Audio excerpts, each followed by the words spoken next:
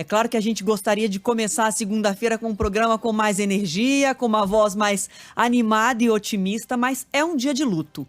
Quando a gente tem que noticiar o que aconteceu na capital paulista hoje, numa escola estadual, quando um aluno de 13 anos entra na escola com uma faca e mata uma professora de 71 anos, leva pânico, terror para os outros colegas, feriu outros colegas, pelo menos um ficou ferido, um outro em estado de choque, feriu outras professoras. Felizmente, a informação é de que elas estão em uma condição estável.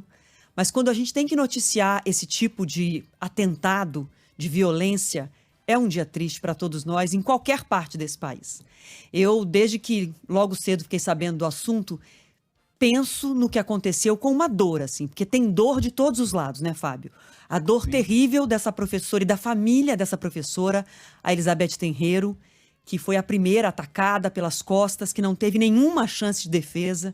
E nesse momento uma família está em choque por perder a Elizabeth, que não tinha se aposentado ainda pelo tanto que amava lecionar, ensinar.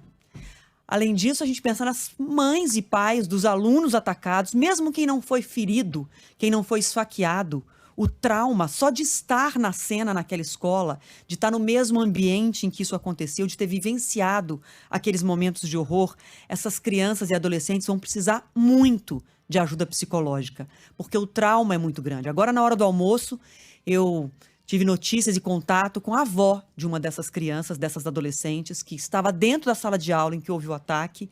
Inclusive, convidei essa avó para falar com a gente. Ela disse: eu não tenho condições emocionais de entrar no ar e falar o que a minha neta está vivendo. Porque o trauma é terrível, ela não quer saber de voltar para a escola, justamente por tudo que vivenciou. Então, essas famílias precisam ser muito amparadas. As adolescentes, os adolescentes, todos os funcionários da escola e as famílias dos alunos também.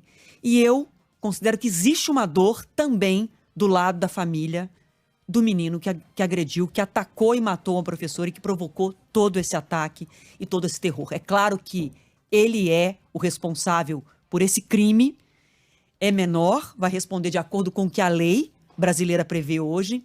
E é claro que quando a gente vê uma situação dessa, quem viu as imagens, nós não vamos mostrar essas imagens aqui, porque elas são muito violentas.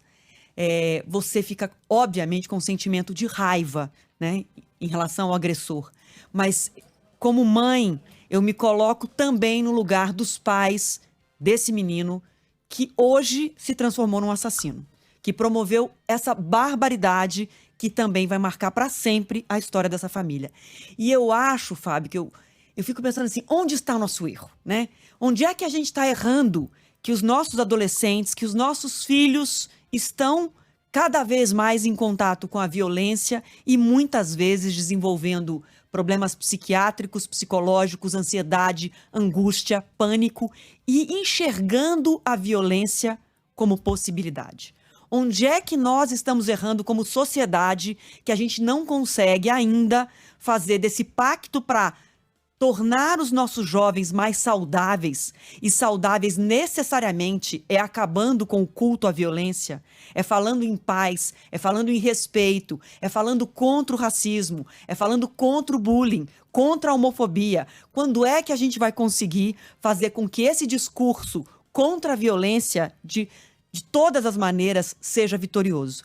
Eu acho que quando um menino de 13 anos invade uma escola e mata, a falha é coletiva. A gente tem que discutir esse assunto como sociedade, porque o luto tem que ser de todos nós. É muito triste o que a família dele vai viver daqui para frente e o que a família de todas as vítimas dele, mesmo aquelas que não foram esfaqueadas, vão viver daqui para frente. A gente vai tratar desse assunto mais profundamente. Nós convidamos a nossa colunista aqui da Band News FM, a psicóloga Roseli Saião, para conversar com a gente sobre isso. Porque não é um problema do outro. Não é um problema da família do menino agressor. É um problema de toda a sociedade.